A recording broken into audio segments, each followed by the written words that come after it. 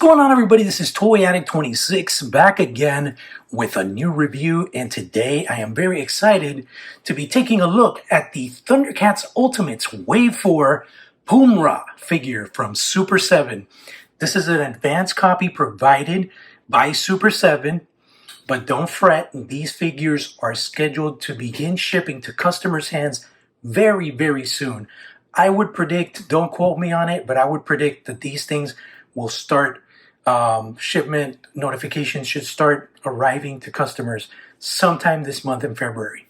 So without further ado, let's go ahead and take a look at the figure. Of course, we're already used to the standard window box style of the Ultimates, which is basically a streamlined design that is being incorporated into all licenses that Super 7 is producing. And here we have Pumm. You can see all the accessories he comes with. He has his alternate tame head, angry growling head on the figure itself.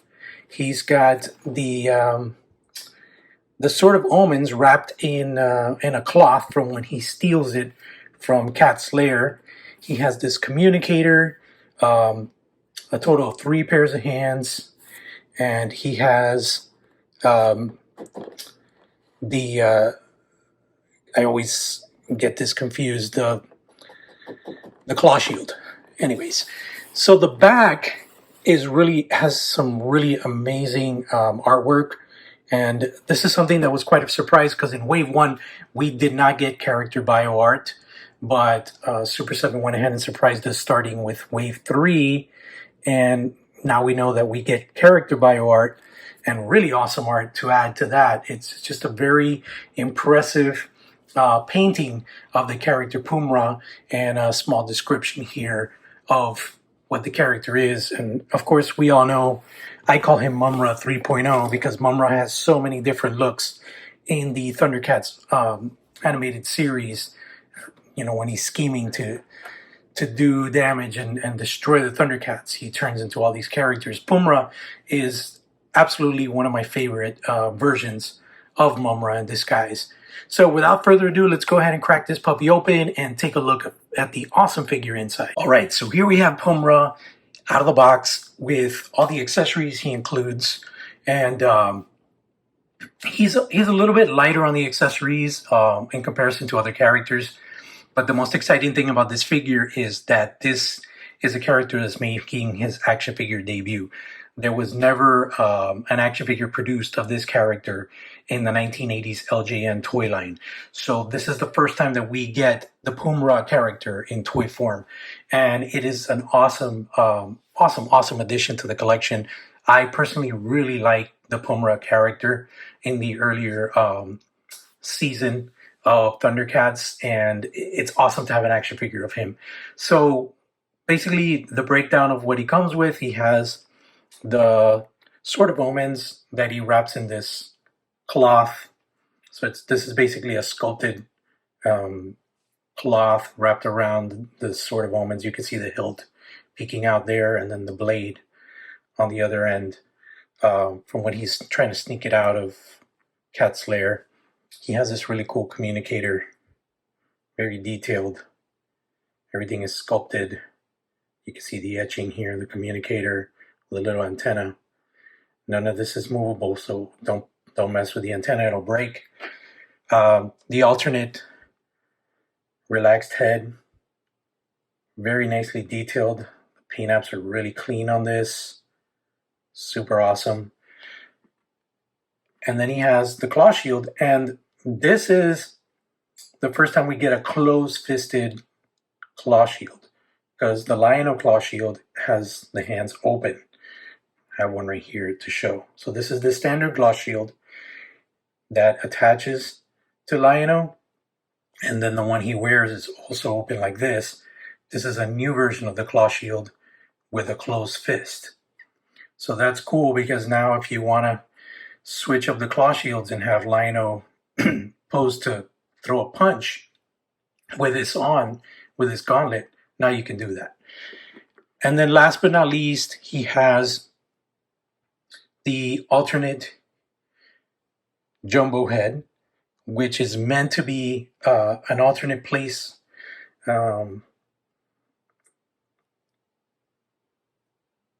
an alternate head for the Mumra, the Ever Living figure, which should be arriving very soon. I'm thinking before March we will have Wave 2 in hand, and I'm really excited to see that figure that's been almost 2 years in the making, probably 2+ years. Just an incredible figure that's coming out. So let's take a look at the figure real quick. A really cool thing about this figure, it's a very basic figure in the sense of it's basically a naked cat, a naked lion, you would say. And then he has this awesome, unique robe that was designed by C. Jessam. He's the guy that's been doing all the robes and soft goods for Thundercats Ultimate, and I'm assuming all of the other Ultimates lines for Super 7. But I really like the design of the robe, how you have this piece of the robe here that's wired and it comes over and you can wrap it around the arm just like he looked in the cartoon. So you can pretty much remove this completely, and it's very easy to remove. And then the lower portion has a Velcro piece that you basically just separate. And then I guess this has like it's a little stretchy, like a kind of a spandex, so you can just slide this down. And the main reason I'm going to do this, I'm going to get Pumm naked, is so that we can break down the articulation even better. So interesting enough, unlike the naked cats, which we saw in the premiere episode of Thundercats Exodus, Pumm actually features briefs. He has underwear, so he doesn't have the furry uncovered crotch that we saw all the Thundercats have in the first episode premiere of the show. But basic breakdown of the articulation, we've got a ab crunch that works very well. He can arch the back this much. He can bring it in this much. We've got the standard swivel hinge shoulders, and we've got the bicep cut swivel. We've got a hinged elbow, no swivel on the elbow, just hinged. Then finally on the wrists, we have the swivel on the hinge. So a lot of range of movement on the upper portion of the body. He's got the waist cut, so you can swivel left and right. And then the briefs are made of a soft, pliable rubber, which allows the leg to go up this much. Let me get him off the ab crunch pose so you can see how high the leg comes up. So the briefs do hinder the range of motion a little bit. I would say if you want to get Pumm in like some Kill Bill poses, throwing some crazy kicks, you might want to cut a slit right here down the side of both edges of the briefs, and that'll give a lot more on the leg so you can bring it up higher. But then the knee is a hinge and a swivel joint, and then the last joint here, we've got the hinge rocker for the ankles. Now, one thing to mention also is Pumm is completely pinless.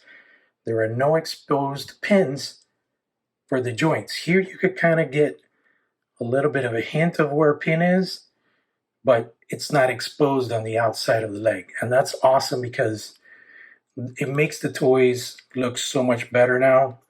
The fact that you don't see those exposed pins. And I'm wondering if at some point we'll get like a 2.0 version of these characters, the ones that didn't get the pinless treatment with pinless treatments.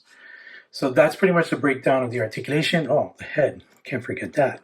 So this is what we get with the head.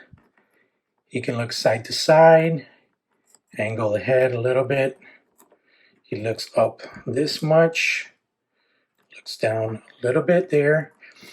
Another thing that I think this toy line could benefit from significantly would be if they would add hinged ball pegs for the necks. Some like Marvel Legends, which would give them a lot more range to move the head down and backwards. Of course, with characters like Pumm, the hair is really going to limit how much you can do with that. But as far as coming down and looking down into his chest, you would get a lot more range of motion if it had a hinged ball joint at the neck. So let's go ahead and remove this head, pop on the alternate head so you can see what it looks like. It's very cool. I love this character, and I love the fierceness and the detail and the sculpt on this. And then the last but not least, we're going to show you the giant Pumm head, which is meant for ever living Mumm-Ra, but just so you get an idea of how big ever living Mumm-Ra is going to be. Look at that. I mean, obviously it looks retarded on the standard figure, but let's go ahead and put the robes back on and take a final look at this figure. So overall, this figure, I think, is a fantastic addition to the Thundercats Ultimates line, especially the fact that a toy of this character was never produced back in the 80s, so it's fresh and awesome to see such a cool interpretation of Mumm-Ra in disguise, which is Pumm-Ra, to be turned into an action figure. And I'm really surprised to have seen this come out the gate so early on in the collection by Super 7, but they're known to surprise with these like one-offs and unexpected character selections. The last thing I do want to mention, which I failed to mention throughout the video, is the fact that this figure includes something that we're also going to be seeing in Mirror Lion-O, which is the vertical hinge on the wrist peg.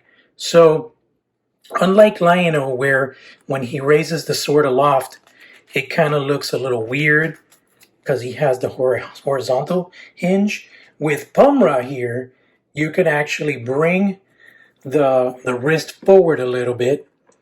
So if we had like, a Pumm-Ra triumphant or Mumm-Ra triumphant, he can hold the sword aloft a lot better because of that inclusion of the vertical hinge. Now, customizer may want to get a little creative, and you could basically repaint this hand that comes with Pumm-Ra and color it to match Lion-O's forearm color, and you can have a custom hinged hand. But I'm pretty sure that hinged hand will come out in a future release with another version of Lion-O. As I spoke to Brian in my recent interview, we discussed this hinged joint and possible other iterations of Lion-O in the future. So it's a no-brainer that once we get a different type of Lion-O, maybe in the Arctic gear or something like that, he will include the vertical hinge hand, which then allows you to plus up your existing Lion-O figure. But again, for people that may not want to be waiting for that, because it could be a year, 2 years from now, you can always grab Pumm-Ra's hand and just repaint it to match Lion-O's hand, which I might do, but I don't really want to mess with my figures. So, but it's food for thought, and I'm sure customizers will have a crack at it. But overall, I think this figure came out awesome. It's an awesome inclusion to the Thundercats Ultimate world. Super excited with what's to come.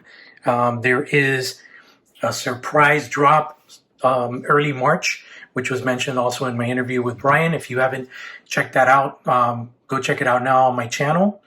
And that's pretty much it. This figure should be shipping out to customers hopefully sometime this month in March. And Wave 2 should be short to follow as well. So it's an awesome time to be a Thundercats fan, and just absolutely can't wait to see what the future holds for this awesome action figure toy line. Thanks for watching, folks, and I'll see you in the toy house.